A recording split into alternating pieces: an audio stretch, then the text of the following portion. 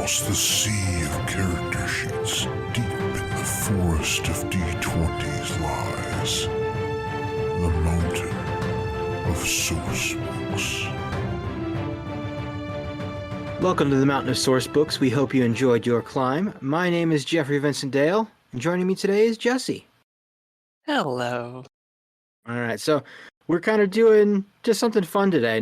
Nothing with like a gameplay component. Just we're gonna be making some D&D characters. Yeah. Or one. Yeah, however many we think we can fit into like a 20-minute episode. Yeah. But yeah, so we're just gonna kind of go back and forth, each of us picking something about the character. So I think I'll pick the character's species, and then I'll have you pick the class, and then we'll see how things go. Let's see, where are my options here? There are too many. Yeah, I want to do something different, something I've never made before. You're running out of options, by the way. Yeah, I've very much been on that let's make things different train for a while now. You know what, let's make it Tabaxi. Okie dokie, kitty cats. Class. So since we're not going to be playing this, I kind of want to do a bard. I have not been able to play bards lately because I've lost the ability to sing for reasons, and it's less fun if you do that. So it's like I haven't played a bard in a long time, so pick a bard. Oh wait, you could choose medium or small size? Mm-hmm. They can be tiny, which I mean, I love tiny characters. Alright, we'll make this one small. Gremlins, yay! Alright, and then you said bard for the class? Mhm. Alright, and then proficiencies. Oh, 3 musical instruments and 3 skills. Okay. Well, obviously, there's got to be a keyboard because of a piano cat. What other cat instruments are there? Bongo cat, that was a thing, right? Bongo cat, there we go. There's a drum. Yeah. And then let's see. I guess just pan flute. I don't know how cat would do that, but pan flute. I just like pan flutes. What's a bird pipe? A pipe that is shaped like a bird, and it makes tweet noises. I mean, it sounds like a perfect choice for a cat. Yeah, that's true. I don't have the stats up for Tabaxi. I think the one I'm using is the Mordenkainen's multiverse one. Right, because they added a whole bunch of other stuff for that. Yeah, it's a variant of it. Well, what do we want to do for our skills? Well, good bard needs perform.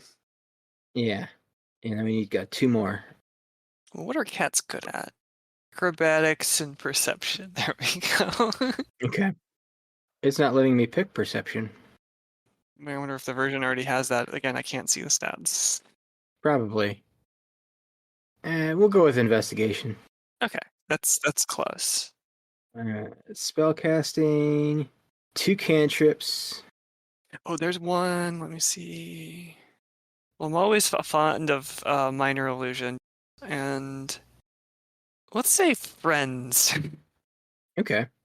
Spells known 4, so we have only first level. Yeah. I'm just gonna go off the base one because I don't feel like looking up more stuff. So, animal friendship, disguise self, sleep's always a good one. Speak with animals, unseen servant. Anything sound good? Tasha's hideous laughter. Yeah, I say we go with hideous laughter. That sounds fun. I like the idea of just being an annoying weirdo. So I guess maybe vicious mockery as one of the cantrips. What is the most like annoying thing you can do? Dissonant whispers is a good one. Sleep, I guess, and so yeah, hideous laughter, sleep. Yeah, so dissonant whispers we're going with? Yep. Okay. Now the question, what do we do for later when you get to level 3, the college? Because I want to think about that. Because you got to plan these things. Yeah. Bardic College. All right, let's see. I'm always fond of glamour. Yeah, I'm not familiar enough with bards, so I'm gonna have to look that up. Yeah, that one's the one where they basically have like Fey ancestry, and a lot of it's doing things to like either you can just cast command once for a while, and it's just like you can kind of keep doing that. And then there's one where they're so glamorous that people have a hard time acting around them properly. That's usually how it functions in combat and stuff like that. All right, let's see. What's this College of Whispers? You use knowledge and magic to uncover secrets and turn them against others through extortion and threats. Yep. They're kind of like psychic bards. Ooh, I like the idea of that. Words of terror. You learn to infuse innocent seeming words with an insidious magic that can inspire terror. I just love the idea of doing that and just being like saying something completely normal, and then just people are like, oh, that meant something. Yeah, this is a weird one. Mantle of Whispers. When a humanoid dies within 30 feet of you, you can magically capture its shadow using a reaction. You retain the shadow until you use it or finish a long rest. You can use the shadow as an action. When you do so, it vanishes, magically transforming into a disguise that appears on you. You now look like the dead person. Wow. Okay, if my first bard I'm ever going to play is that college, regardless of whether this character ends up being that, I'm making one. Yeah, they also have like, I guess it looks like shadow magic in general. I'm not sure that fits the character we've got so far, but up to you. Yeah, which one were you saying earlier? The Glamour Bard? Glamour Bard, yeah. Okay. Let's look at what they've got. Yeah. We'll do College of Glamour for this one, and then I'll go make my College of Whispers later. I like it. All right, expertise. 2 choices. Oh, now we can do perception. I think, yeah, perception's an option. I feel like perform has to be one just because it's just be better at it regardless of what you do. And then, yeah, probably perception after that, if that's because the other option was investigation, and that's less of a thing. Yeah. Well, now ours is investigation and perception both, so we're good at spotting things. Yes, which is useful. Very, very, very useful. Backgrounds is a good idea right now. We're like the obvious one is entertainer, but I want to try something else. So let's see what works for a weird little guy. Haunted one, he's seen things. Base ones aren't super great for like nothing super interesting. Let me look at the broader stuff. Yeah, I wish that D&D Beyond did a better job of labeling which ones are in the player's handbook and which ones are in this extra stuff.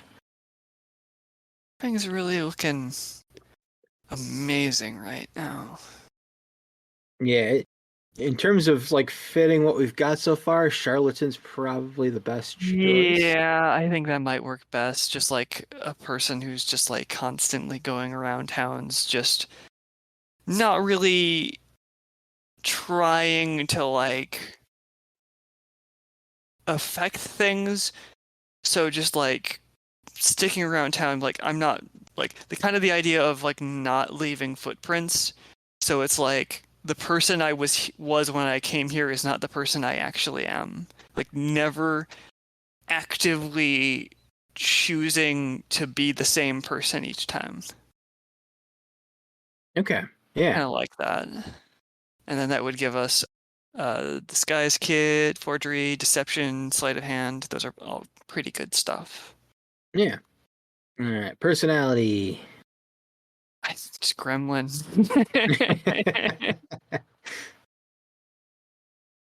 Yeah, let's see. The suggested ones I've got. Let's see. Fall in and out of love easily. Joke for every occasion. Flattery is my preferred trick for everything I want. I do like I lie about almost everything, even when there's no good reason. Okay. Sarcasm and insults. I mean, I pocket anything I see that might have some value. I feel like that one fits. Really good. Yeah, I think that one works. Let's see, ideals. I never run the same con twice. I love just, or you know what? Free spirit is also good. Just like in general, the feeling of like, literally, I do not want, especially since this is the only character we are talking about, I don't want to like be forced to do things. Okay. And then bond, this one's a fun one. I think I want to make something up for this one. Let's see. I like the idea of somebody in a town, like authority figure, like some kind of like police chief that they've gotten on the wrong side of the law with. I really like that. Yeah, that one's good.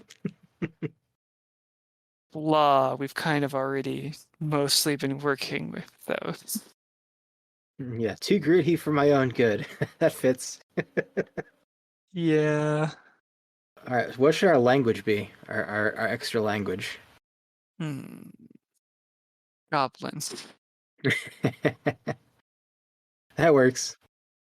In the town they're in, there's this like goblin market, and they like constantly go there and are like trying to haggle to ridiculous levels and never really succeed. I just like that. All right, sounds like maybe we're going for neutral for alignment. Yeah, I like chaotic neutral, or like at worst chaotic good. Definitely not evil, but Mm-hmm.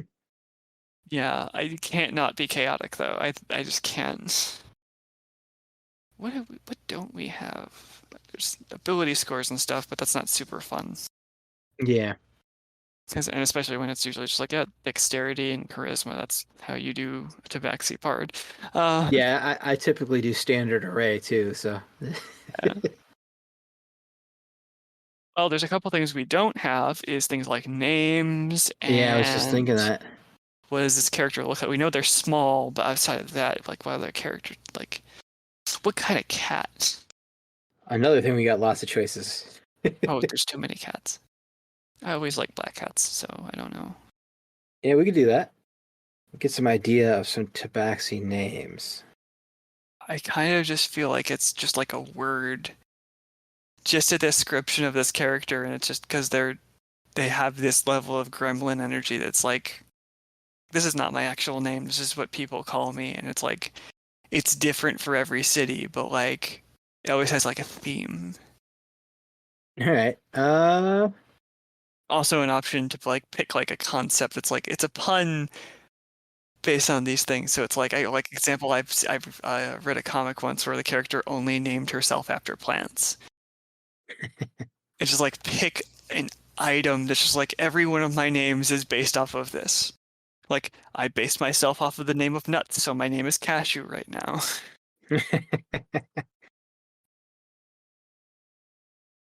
Zed Mill? What? It's an odd suggestion. Yeah, I do like that they have a name suggestions built right into the D&D Beyond. Food. Single cable, what? Gotta love single cable. I don't know. I don't know why. All right, we're going with it. Okay, whatever. Arbitrary. Nobody is playing this character, so it's fine. I might have to use him as an NPC one day, though. Yeah. We will have to do some kind of fantasy at some point, so yeah. So we got this annoying little guy who's constantly trying to fleece people out of things. I like it. I honestly just love things with gremlin energy. One of my problems with running characters is I have a problem with not making people scumbags because it's just so much fun, and yeah, this definitely fits. Yeah, I'm pretty happy with our character.